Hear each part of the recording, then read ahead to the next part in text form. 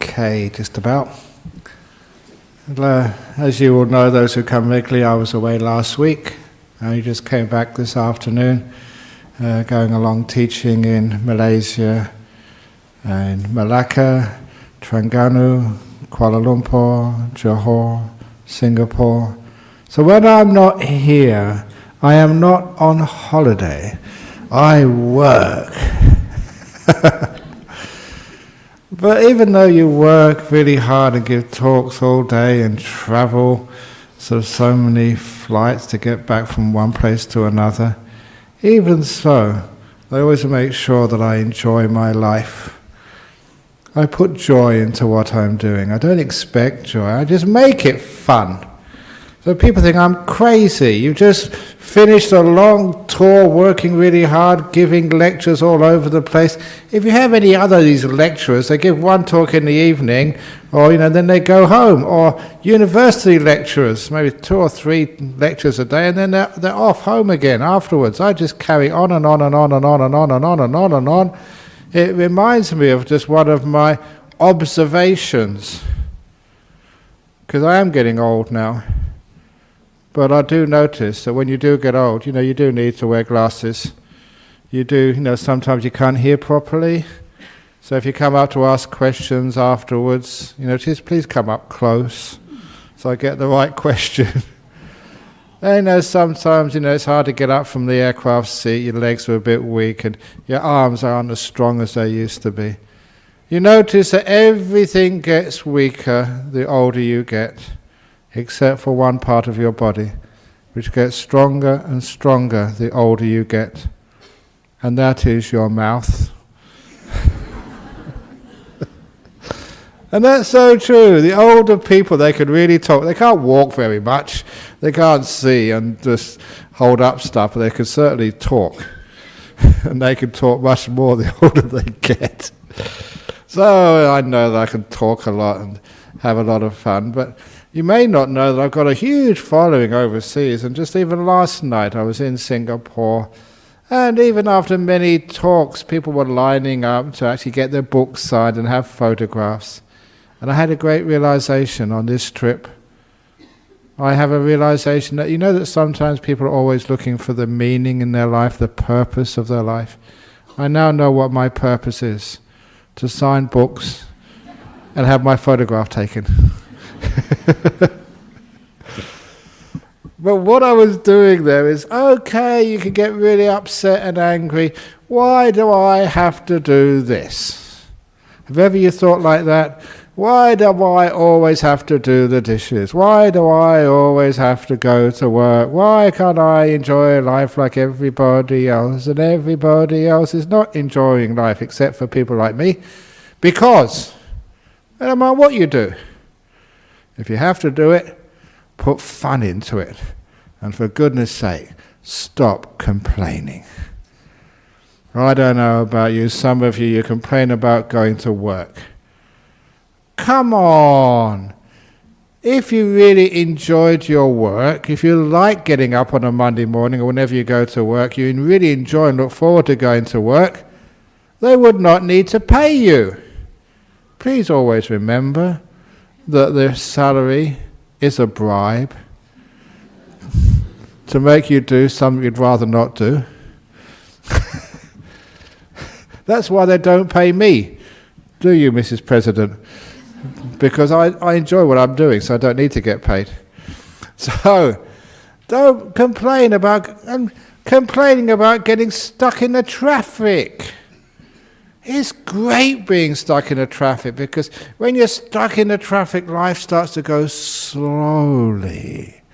We always like to be in the fast lane, and in the fast lane is really tense. You have to look at all this traffic coming at all angles. You know that if people do hit you in a traffic jam, it's only tiny damage. But if they hit you when you're going fast, you're in big trouble. So there's many benefits. You can actually relax when you're in a traffic jam. But what happens when people are in a traffic jam or they're going to work in the morning is because they keep thinking too negatively about what is happening. I don't want to be in the traffic jam. I want to be at work. Come off it. Do you really like being at work that much? You've got a great excuse. You can tell your boss, I was in a traffic jam, that's why I'm 10 minutes late. That means 10 less minutes you have to be with your boss. That's the trouble. People think their bosses are just so hard. People always complain about the bosses, but there's many people who come here on a Friday night who are those bosses. So it's ours as well. And you know what the bosses complain about? They're workers. They never do as much as they would. I call that the different types of suffering in life. Because this was my experience, like being a monk. This is just an example. When I was a young monk, when I first ordained, I wasn't as fat like this.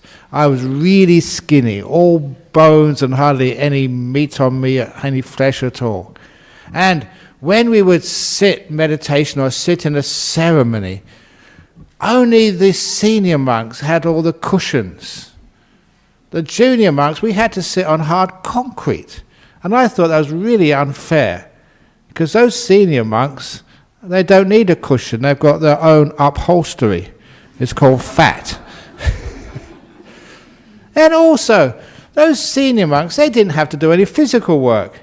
You know, in the monastery, whether it was shoveling earth, whether it was using the wheelbarrows, all the hard labour was done by the junior monks. And those fat, lazy senior monks, they didn't do anything. And now it comes to the food as well. Because if you ever come to any of our dhanas is what they're giving, especially feeding the monks and the nuns, you always give the best food to the senior monk first of all. And then it goes down the line, one after the other, to the junior monk and maybe the lay people afterwards. And I was so thin in those days. And I thought, that's really unfair. The best food should start with me first, and then go to the big monks afterwards. Because after all, now all these senior monks, they were all enlightened already. They didn't need the good food. People like me did, but I had to get the leftovers every day. I was really thin. And I started getting what I called junior monk suffering. And now I'm a senior monk. Now I don't need cushions, but I get lots. Now I don't need to do physical work. Other people do that for me. Now I get first choice of the food every day. But have I let go of my suffering yet? No. Because I see all these junior monks, they don't have to talk to people all day. They don't have to hear all the problems people actually load on me about their marriage, about their children, about the economy, about terrorism, about climate control, and all this. It drives me crazy sometimes. I became a monk to get rid of all of that. And all the other administration work, any complaints, it comes to me first of all. So now I do not have junior monk suffering anymore. I have senior monk suffering. And this is one of the reasons why you shouldn't complain in life. Those of you who complain about going to work, and so you retire and you've got nothing to do. Well, actually, these days when people retire, I shouldn't say this, they volunteer, they join committees. And they have to do even more work. And so when you are working, you've got working person suffering, and when you retire, you've got retired person suffering. It's just changing one thing for another. Just like those people, and there's plenty here, who are looking for a partner in life. Have you found someone yet? Found someone, the one who's meant for you? There's a lot of people like that. It's the story the classic story. These two Thai sisters came one day to see me. Oh, I'll never forget this. They still come to feed us every now and again. But they wanted personal counselling. And so I talked to them, and the elder sister first. And the elder sister said to me, You know, I've got a husband, a Western husband, Australian guy. And he said, I can't stand him. There's so much suffering. And you know, I'm just really wondering, should I keep working on this? Is it really salvageable? Or should I sort of get divorced and try again? And you all know again, I don't call it divorce anymore. I spread this word around in Singapore. They really liked it. We don't call it divorce. What do we call it in Buddhism? Recycling, yes. It's a much, much more positive word. And she was thinking of getting divorced. And so I gave her some nice ideas about how to solve the problems in a marriage, because it's not that hard to solve problems in marriage. Even as a monk I can do that. Like, this great story which just comes to my mind. Some of these are golden oldies, but you know, they're just great stories about this. Because actually the lady who told me this, you know, I had lunch with her yesterday in Singapore. She told me that she was a bit of a marriage counsellor in her early years, and she had one client who came to her, a Singapore lady. She couldn't stand her husband because her husband was coming home very late at night. She was certain that he had a mistress. And so she told the marriage counsellor, you know, actually I don't really need counselling, I just want to get rid of the guy. I want a divorce, I want to separate, just help me get rid of him. And a marriage counsellor was a very, very smart girl. She said, look, if you divorce him now, do you think he will be happy or will be miserable? And she thought about it, actually, it's what he wants. He'd be really happy. And in your present state, do you want him to be happy? No! I want him to be miserable. So, this is the plan. Don't get divorced yet when he doesn't like you. Go out and get a really good hairstyle. Go and get your face, made up. Go and learn a bit more grooming. Go and get some sexy clothes. And when he comes home, just be really nice to him. Just cuddle him and see what happens. Because you fell in love once, see if you can make him fall in love with you again. And when he does fall in love with you again, then divorce him. Yeah, what a great idea. So that's what they did. She spent a lot of money just getting sort of face done up and nice hairstyle, and what they call it, a makeover. A nice makeover, so she really looked much more attractive. And every week, go and see the marriage counsellor. He started coming home earlier and earlier and earlier.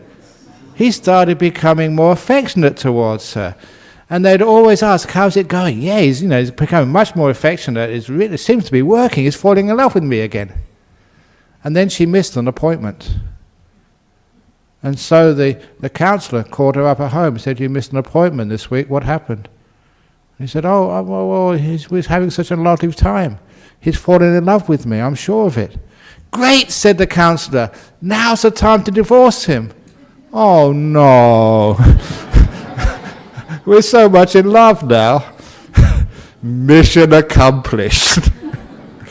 Because all it is that sometimes just we have a little bit of problems in life. But there's always ways we can work it out. They fall in love with you once. Why not try and fall in love again? Do something like romantic. No, don't come to the Buddhist society if you want to have a nice romance. We're going to get soon, another couple of months, Valentine's Day. Go and get her a present, like that. One of my favourite jokes, like the person who asked his wife. He said, Valentine's Day tomorrow, darling. What do you want? And she said, I need nothing. I've got you. He said, yes, but what do you want? He'd been married long enough to know women. And so she looked at him and said, anything with diamonds in. So when she opened her present the following day, she found a pack of playing cards. It has 13 diamonds in it. So that's what you can get for your wife's Christmas. present a pack of playing cards. Diamonds, darling. Diamonds are a girl's best friend. Anyway, back to reality. So I told this lady, you've got husband suffering. That's what it's like having a husband. You ask other women. And it's a difficulty having a relationship. It's not easy. But you can work at it and make it work. And the junior sister, the younger one, of course her problem was she was looking for a partner in life. Like many people do, they can't find one. They find someone who's just almost okay, but then it just all goes pear-shaped, it doesn't work. And people keep telling me, I see all these girls coming up here, say, I just really need a partner in life, I'm looking for someone to go out with and share my life with, someone I can trust. And see all these nice guys come up, I'm looking for a girl, I really should start a dating agency, because I've got all these potential clients. And they're all really nice people. I can't understand it, because I've known some of these people for such a long time. Why can't you get on together? I get on with you, really nice people, really good people. But anyway, this is coming in a few moments. But I told this lady, said, you are looking for a husband, somebody you can share your life with. And your elder sister has got a husband she doesn't want. I can see a solution. And I actually said that. They got very upset at me. I don't know why. It's logic, it's reason. His sister's got a husband she doesn't want. A younger sister wants one. Share! Isn't that what brothers and sisters are supposed to do? But then I told her, okay, you've got a single woman suffering. And I said, if you find a partner in life, you'll have what your elder sister have. Married woman suffering. And so they actually understood that. They said, yeah, you're right. And if you're married, you have married woman suffering. If you're single, you have single woman suffering. So they thought they'd become nuns. And I said, if you become nuns, then you have none suffering. Go and ask the nuns at Gijigannap. They have their suffering. You can't get out of it. There's all different types of suffering. And most people in this world, all they really want to do is exchange one form of suffering for another. It's okay, you're poor. And you really just want to win the lottery. How many you want to win the lottery? Would you like to win the lottery? Do you really think that that's the end of your suffering? Of course not. All you do is exchange poor people's suffering for rich people's suffering. You look at all these rich people. They can hardly sleep at night. They've got to go, and they go to these Mayo clinics for rehab. Look at Paris Hilton. She's got rich girl suffering. So, do you really want to be rich? It's crazy. Be famous. So people, no one really likes me. Be famous. And then you get famous people suffering. And I know that. Sometimes I always think when I go overseas I should actually wear a wig and a false beard and dark glasses so people won't recognize me. So I don't get caught in airports. This happened a few times. You go in the airports and somebody recognizes you. Can I have a photo? Can I have a photo? And that happened once in Singapore airport again. And by the time I got to the boarding gate for my flight, they were calling my name. Mr. Brahmawangso, please come quickly, the gate is closing. And it's all because these people were taking photos of me all the time. It always made me miss my and even worse than that. Probably the worst thing which ever happened to me was when I was in Hong Kong giving some talks. You talk for over an hour, and then questions and answers, and then after people run out of questions, and I think, any more questions? No, and I think I can go, and there's a whole line of people in front of me asking their questions. And I'm a monk, yes, but I'm also a human being. I too need to go to the toilet. And they wouldn't let me go. Really a lot of suffering. And so eventually the line finished, and so I got up to go. And then people grabbed me as I was walking out to ask me questions about meditation. That's my job, okay. I'm supposed to be a meditation teacher and about their life and stuff. And I finally made it to the toilet. It was in the Jockey Club auditorium in Hong Kong. I finally made it into the loo. And as soon as I got into the loo, I thought, oh yes, now I can go. Oh, I really need this. It's the closest thing to enlightenment, to the joy when, you've been really want to go for a long time and now you can actually just evacuate your bladder. Well, you know what happened? This guy just finished washing his hand. Oh, Ajahn Brahm, can I talk to you about my meditation? It was inside the toilet in the men's room. No, it's really unfair. So anyway, I have just, being a well-known monk suffering. So look, don't try and be like me. I've been trying for years to actually upset people. I tell bad jokes. I tell the same story again and again and again, trying to get rid of you guys, but you still come back for more. I can't understand it. So I can live and I say, so what that is, whoever you are in life, whatever you have to do, if you change who you are, you just change that one type of suffering for another type of suffering. If you're a well-known monk and you want to be an unknown monk, that's just changing one type of suffering for another type of suffering. If you're young, how many young people that can't wait to grow up? Once they grow up, they can't wait if they could get young again. Isn't that the case? As somebody said, if you have a child, your child just born, you can't wait till they start speaking. And once they start speaking, you can't wait till they shut up. That's raising children. So instead of complaining about traffic jams, work, old age, sickness, being a monk, being single, being married, whatever it is, instead of complaining all the time, why not just be at peace with who you are, where you are, whenever you are? Even if you're tired, be happy to be tired. When you're sick, just be happy to be sick. Sickness has got a really bad rap, being sick. Sickness has so many advantages to it. When you're sick, you don't have to go to work. You can sleep in the morning. I remember as a kid, when I got sick, I didn't need to go to school. That was actually a great advantage. And so I think a few times I pretended to be sick and got away with it. And your mother gave you your special food. You got extra special care when you're sick.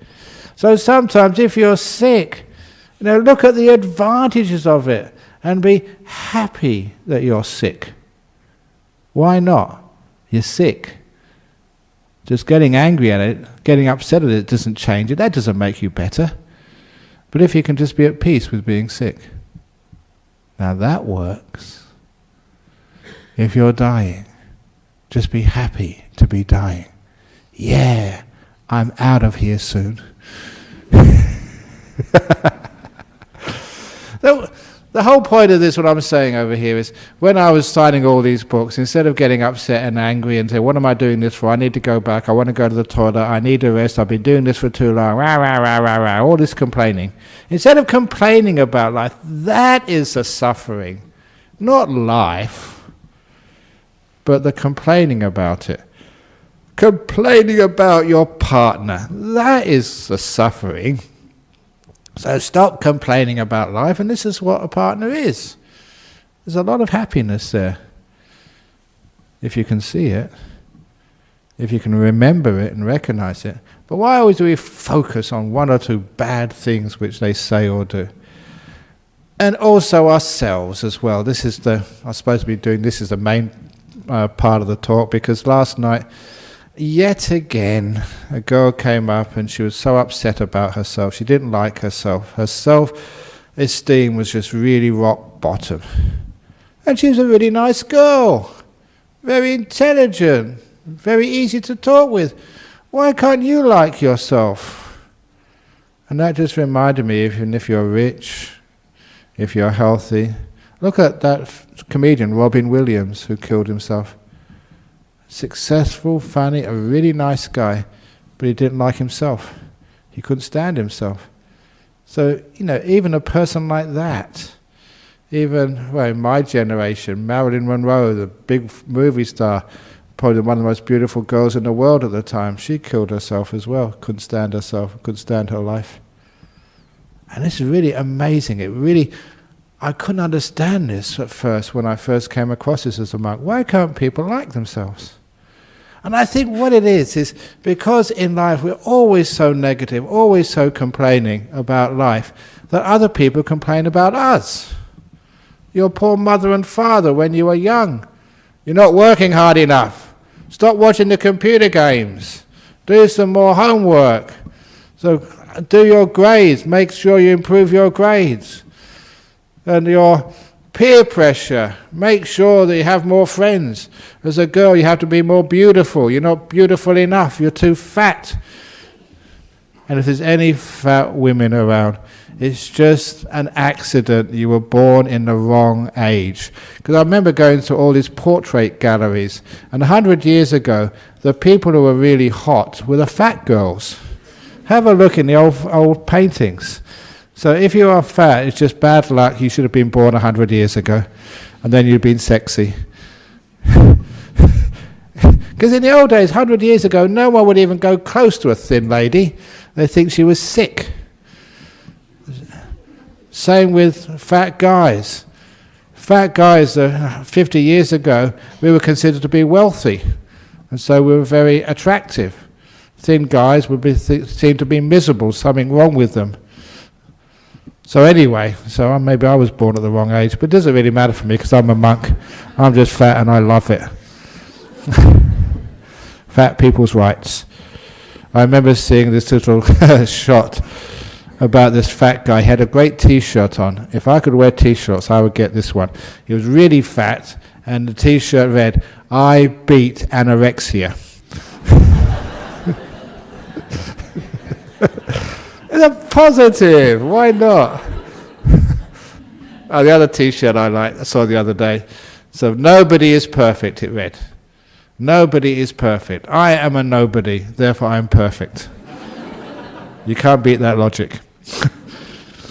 So now those are people who are actually building up their self-esteem instead of listening to all these people who say you're fat, you're old, you're skinny, you're wrinkled, you've got flat breasts, you're just whatever it is, and always putting you down. And unfortunately, we live in a world where everyone criticizes each other rather than praises each other. And so I've been around it. Look, how many people? It was not just you, Lucky, today. When I met you, I said, "Good evening, young lady." I said, "Oh, it's so nice to be called young lady." I think she's in her 60s or something. And I always love doing that because it makes you feel good. Praises you. And that's one of the reasons why lots of people come here. Because it's very rare for a 60-year-old or a 70-year-old to be called young lady. They know it's not true, but who cares? The whole point is we're trying to build each other up to stop this terrible, "I'll only talk to you when I criticize you." And because of that, there are some people who, after a while, even if they're Robin Williams, they make a couple of mistakes, that's all they remember. And that's actually what they dwell upon. They dwell upon the criticisms they receive in life. The belief they aren't good enough. The understanding that there's something wrong with them. They're not a good mother. They're not a good husband. They're not a good son. They're not a good worker. They're not a good monk. And I tell people, look, just the fact that you're raising a kid, you're already a really great mother. It's not a easy thing to do. You're having a relationship. That's a hard thing to do. You're doing a really good job. Imagine building people up like that. What would happen? They start to get what we call confidence. They start to get motivation. Because every time you get criticized, your motivation gets pushed down and pushed down and pushed down. And without motivation, inspiration, there's no energy in life. You can't achieve anything if you think you're hopeless. Look, just imagine, I always make this simile, a soccer team or a cricket team. Is Australia playing cricket again? This year, they're probably playing somebody soon. If all the commentators say Australian cricket team is hopeless, they're no good, they're too lazy, they don't train hard enough, they're too fat. My grandmother could bowl faster than you. And if you start criticizing people like that, what does it do to you? Now you feel you're hopeless. You actually start believing it until you actually live up to those expectations. Or that praise rather, that sort of criticism, you actually live down to it. When people get criticized, put down a lot, they actually meet those requirements. And the key story, one of the great stories of which shows the psychology behind this, a key story in opening the door of your heart, which I learned when I was a school teacher. This was a story of a test which was done in a school in England, 2 classes of kids, the end of the year exams. You know, we just done the end of the year exams for our kids in school here in Western Australia. The school year is just finished or about to finish. And it's usually, the usual thing is, on the basis of the results this year, you know, that's how you'll be graded for, you know, the streams of learning for next year. And there was one school did this really interesting experiment. They had 2 classes in 1 year, and having done their examination, they never published the results. There was, if I remember correctly, the headmistress and 2 psychologists were the only ones who knew what scores every kid got. But instead what they did, they allocated the children as evenly as they possibly could. The kid who came top went in the same class as the kid who came 4th and 5th. 4th and 5th, 8th and 9th, 12th and 13th, 16th and 17th. They all went in one class. The kids who came 2nd and 3rd, 6th and 7th, 10th and 11th went in the other class. So they split the classes up as evenly as they possibly could. And the headmistress tried to find teachers who she thought were equally good. And they even went as far as to find classrooms with equal facilities. They made everything equal as possible except for one thing. They called one of those classes Class A and the other one Class B. And they were totally equal in ability based on the exam results. And they wanted to find out what would happen next year. Half of those kids went into Class A. And they weren't more brilliant, but their parents said, "I don't know how you did it, son. You're in Class A. Carry on. Well done." And even the kids who came 2nd and 3rd going into Class B, "I want you to work harder next year. No more privileges for you, more homework." The parents thought Class B meant the worst. And even the teachers taught at a lower level. And the kids, with her in Class B, the kids started to believe the Class A kids were superior than the Class B kids. Because 1 year later, when they gave the exam again, the children in Class A did so well as if they were the top half chosen from the year before. And the Class B kids did terribly. Literally after 1 year, half those children became Class A children, and the other one became Class B, simply because they gave that label and they believed in it, they became it. There's a chilling example of how we believe what other people tell us. You're a bad husband. If you keep telling your husband like that, he's a Class B husband, what do you think is going to happen? He's going to become a Class B husband. If you tell your child you're stupid, he's going to become a stupid kid. So please, if you are going to do anything, at least tell your wife she's a Class A wife. And that's not just buttering her up. That is not lying. That's psychological wisdom. If you keep calling her a Class A wife, she will become a Class A wife. After a while, people begin to believe it. And they become it. That's the psychology. And understanding that core psychology of our low self-esteem or our sense of being at ease in our own skin That is one of the reasons why you come to a place like this, because I don't criticize any of you. I always build you up. Wonderful to see you again. You're such nice people, such great people, such wonderful people. And after a while you start to believe that, because I call you Class A people.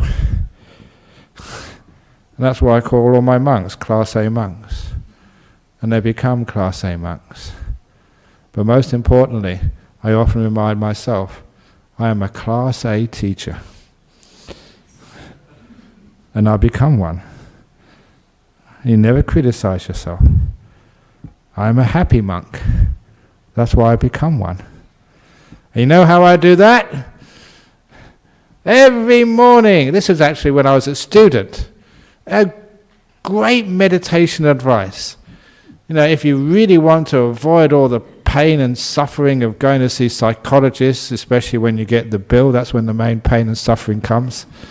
You don't need to do that, for goodness sake. Every morning for 2 years when I was a student, my first meditation teacher asked me, what do you do when you first get up in the morning? I go toilet. And I told this to this lady last night. When you go to the toilet, before even you just go into the cubicle or whatever, look at yourself in a mirror. There's always a mirror in the toilets. Look at yourself. Get out your 2 fingers. Push up. Smile at yourself. Make a face at yourself. And I had enough faith, in these people teaching me to actually try it out. And I did it without fail for 2 years. Every morning, I looked at myself in the mirror. I was a student, maybe 19, 20. And I used to drink in those days. So those people who drank, you know what it's like having a hangover. It's very scary. It takes a lot of courage to look at yourself in the mirror. And even if you haven't got a hangover, just you've been out late at night, you feel really tired and miserable. You look at the mirror. And so, okay, do the erring out the way first of all, then get out your fingers and push. And so every morning for 2 years, without fail, I ended up laughing at myself, smiling at myself. And that was a big boost to my self-esteem. I was being kind to myself, smiling at myself, laughing with myself. What a wonderful way to start a day. And I really think that was one of the reasons why I was a happy person at university and why I even did well, at the studies and got good grades and good degree. Boosting yourself up. Yeah, I can do this. A bit of smiling, a bit of laughter. So if ever you have a marital problem, do a laugh off together. See who can smile the most. Why not try that? Because what that's doing is building up self-esteem, building up happiness, building up this motivation. The same as if a cricket team or a soccer team or any other team, your kid may be playing sport this weekend. And if you stand by the sidelines, you hopeless son, I taught you how to kick the ball, you can't even kick the ball, you're hopeless, you're terrible. What does that do to a son? They really feel terrible, and they just don't even... But imagine that they really build you up. Come on, you can do it, son. Yeah, I'm so proud of you. You're a wonderful son. You're the best footballer. You're going to play for the Eagles and the Dockers at the same time. You're so good. Whatever it is. That really builds people up, and then they start to achieve. So for goodness sake, if when your kids' results come up after the exams, never put them down.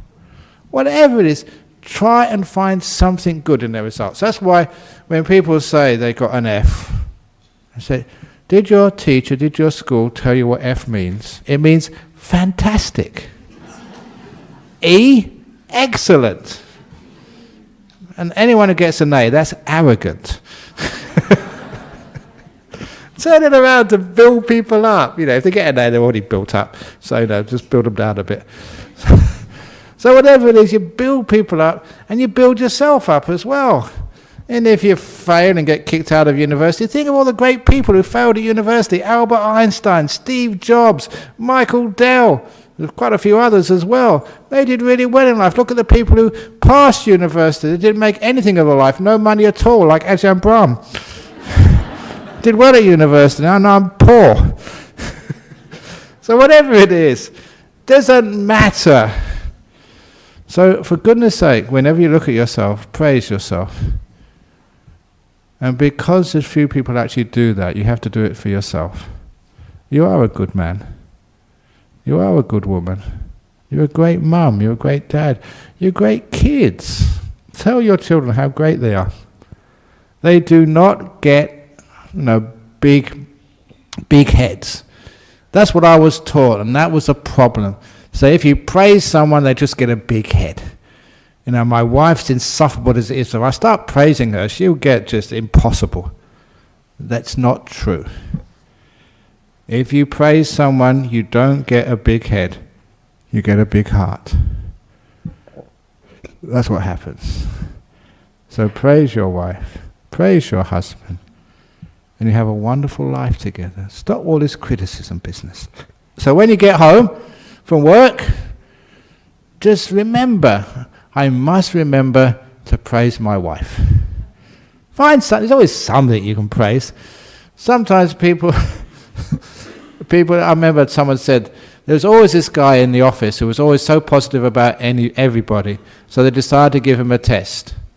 They said, okay, say something positive about Adolf Hitler. And he said he was a leader in his field. Which is true. You can always make something positive about anybody. And just that whole idea of that positive thoughts leading to positive words, which leads to people actually being more successful in their happiness and even in their career. When you actually shout for your kid on the team, they score goals, they take wickets. When you put them down, they fail. That's how it is with kids. What about with yourself? Get up in the morning and smile at yourself in the mirror. Praise yourself. Yes, you can do it. See the positive side in yourself. Look at your face in the mirror. And if you are fat, say, I'm just like Ajahn Brahm. I must be very wise. And it's true. It's not just wise. The old thing about, people. Yes, I go to Malaysia and Singapore this last time, and I've known those people for 20 years.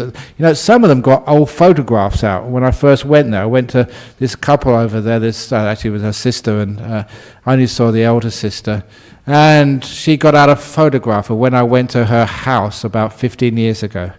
See, Ajahn Brahm, this is what you look like 15 years ago. You've actually put on weight, Ajahn Brahm. It's really mean getting out old photographs. And I said, no. You know my story. I said, I haven't put on weight. And I told her this. I say, 41 years tomorrow I'd have been a monk. That's a long time in any career. Even if you, whatever job, even in the government service, after 35 years, you retire. After 40 years, you get a gold watch. You didn't give me a gold watch. Or whatever it is. But every year, you practice this type of path, you get kinder and kinder and kinder. You actually grow in compassion. Every year your heart gets a little bit bigger. And now my heart is so big, it's pushing out my abdomen.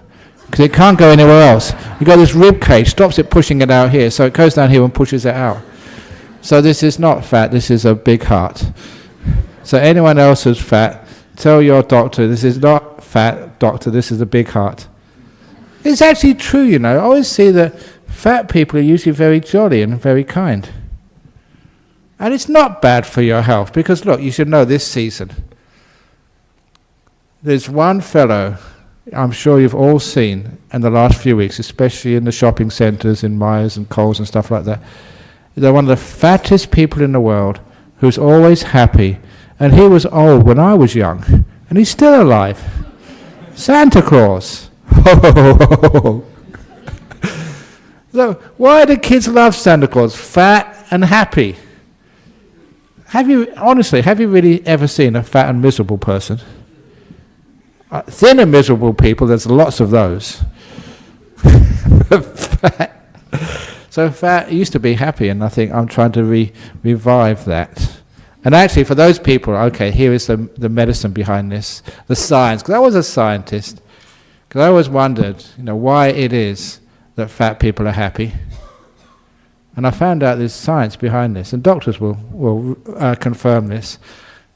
Medical research has proved conclusively that when you're happy, especially when you laugh, your blood vessels expand, they dilate, they get bigger.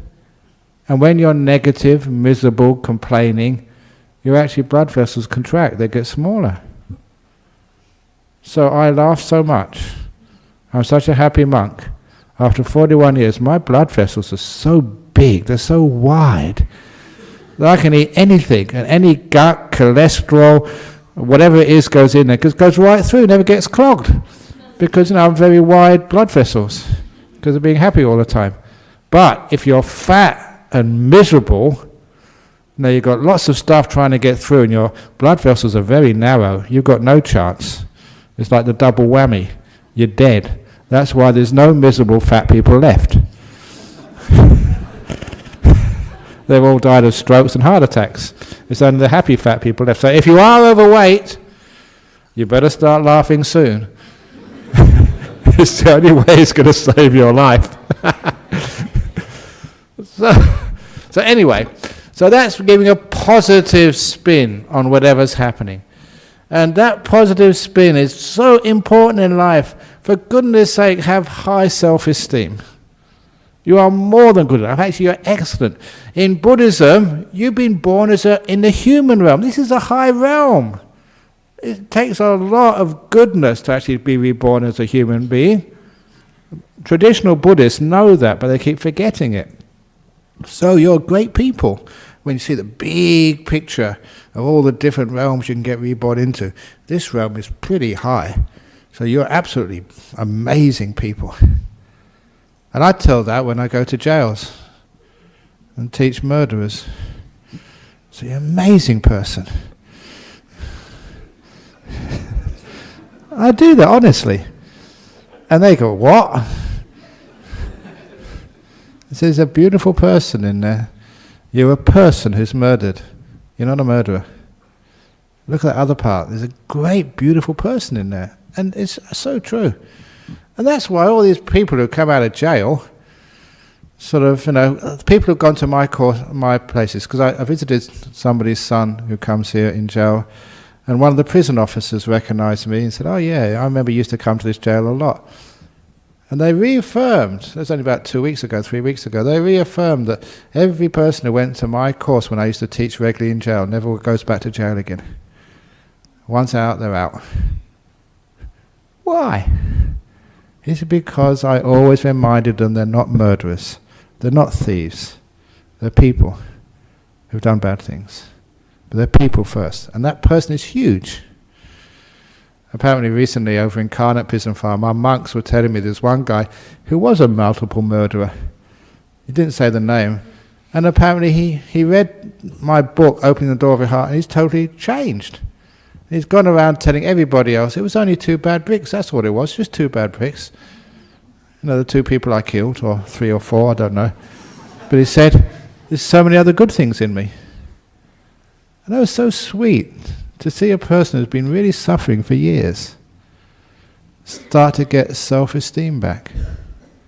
Because they got self-esteem back, when they leave jail, they'll actually do something good for themselves and their community and their family.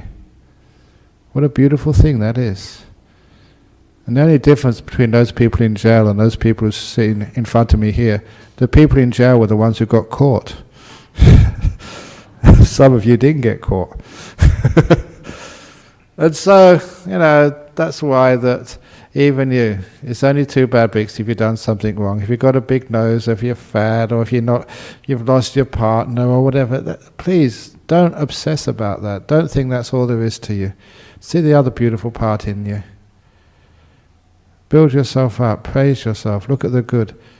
And then you find you're not a Class B person anymore. You're a Class A one. Imagine what happens if you look at your partner, your husband, and he starts to believe he's a Class A person. he gets a big heart. And he'll be a much lovelier person to live with. And if your kids, no matter what they do in their life, school is not that important. Honestly, it's, as Daniel Goleman said, it's emotional intelligence, not IQ, which makes you successful in life. Some people can pass exams, some people can't. But that's no real guarantee of your success in life. About being able to hold a relationship with somebody else. Being comfortable in your own skin.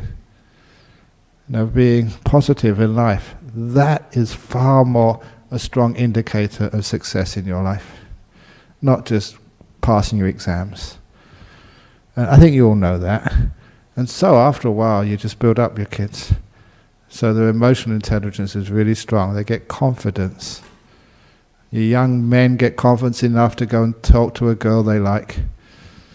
They're not afraid anymore.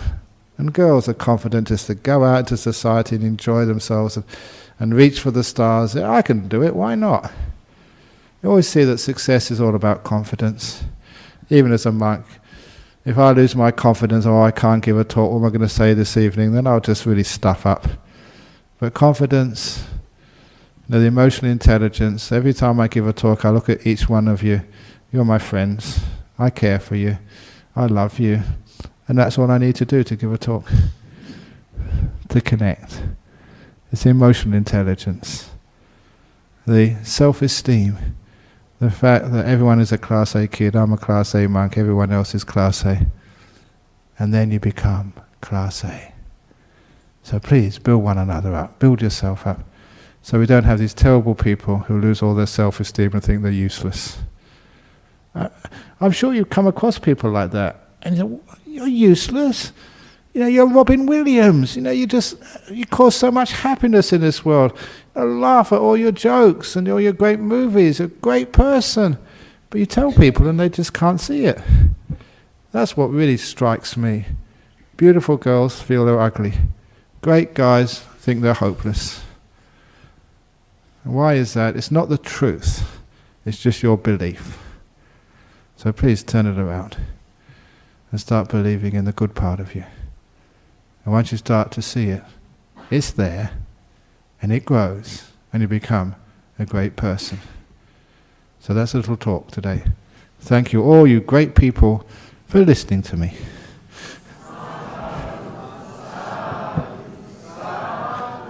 Very good. Okay, see what questions we have over here.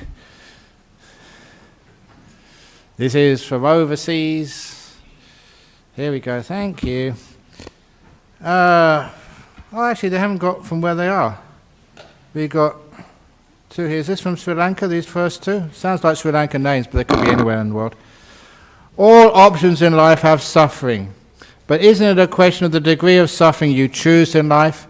It's a question of how much suffering you want to add to what you're doing in life. Even in jail, people used to tell me that you can do your time sweet or you can do your time hard. You have a choice of how you do your time in jail. And that's the same in life. It's not the degree of suffering of life. It is just your attitude which creates suffering or happiness. The way you look at life. So suffering is not in life. It's in your attitudes. Could you please advise the husbands and wives who care a lot more than their partner? Husbands and wives who care a lot more than their partner. Okay, one person cares, the other one doesn't. And that way it's osmosis. If you're really a caring partner, then the other one learns from you. And after a while, it just comes together. Because in a partnership, if it really is a partnership, sometimes it becomes almost indivisible. Have you ever seen those partnerships where people have dogs and the dog starts to look like their owner and the owner starts to look like their dog? Wouldn't it be wonderful if that happens with husbands and wives? If you take your husband for a walk every morning and after a while he starts to look like you. They become a partnership, a pair, so it's almost indivisible. So what happens is actually your attitudes tend to sort of be taken up by your partner, and your partner's attitude tend to be taken up by you. So just be more caring, and then you'll bring your partner up, with you in your wake. And if your wives don't care a lot, at least they care. Take away the word a lot. At least, one that your partner cares.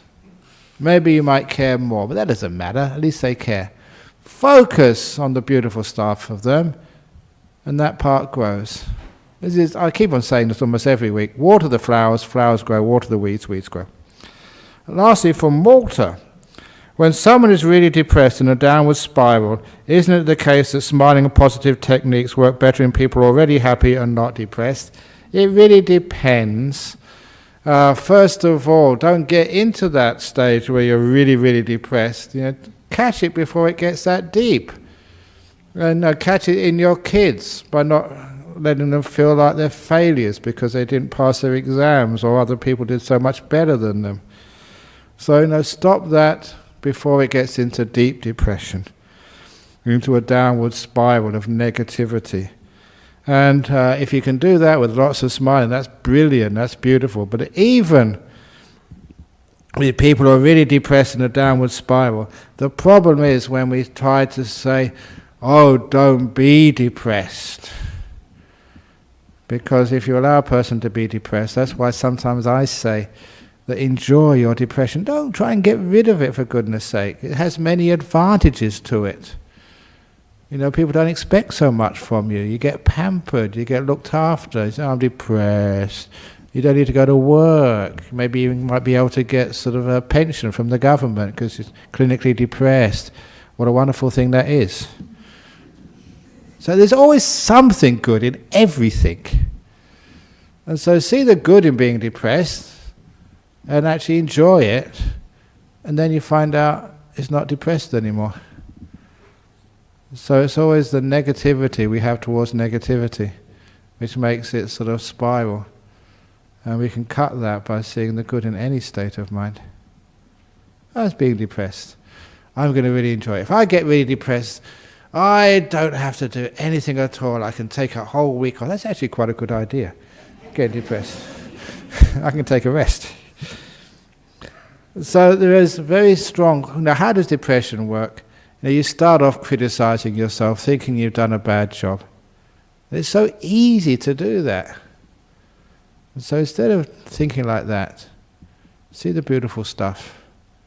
It's like sometimes people's heads are just always looking to the left, always looking to the faults and the negativity. Sometimes you've got to take their head and just push it around, and they don't want to go. They push it around until it goes to the right. They see the other side, the beautiful, peaceful, wonderful side. And when they do that, so depression doesn't come anymore. So, yeah, it's a downward spiral only because you try and get depressed about being depressed. So try and do something else. And the other one I gave a title to stop depression: deep rest instead of depressed. Take a rest, because a lot of depression comes from tiredness. We're not resting enough, we're not taking time out to enjoy ourselves. We work, push, until we get so tired and frustrated, we lose all of our motivation. So take a deep rest, and then you don't get depressed. Okay, any questions from the floor? From the audience here, from Perth? Going, as I said, actually quite good today because it's quite warm, so I've been sweating a lot, so I don't need to go to the toilet. So you'll be quite welcome to line up in front of me afterwards and ask all these questions afterwards. So thank you all for coming. We'll now pay respects to Buddha, Dhamma and Sangha, and I hope you have a wonderful weekend.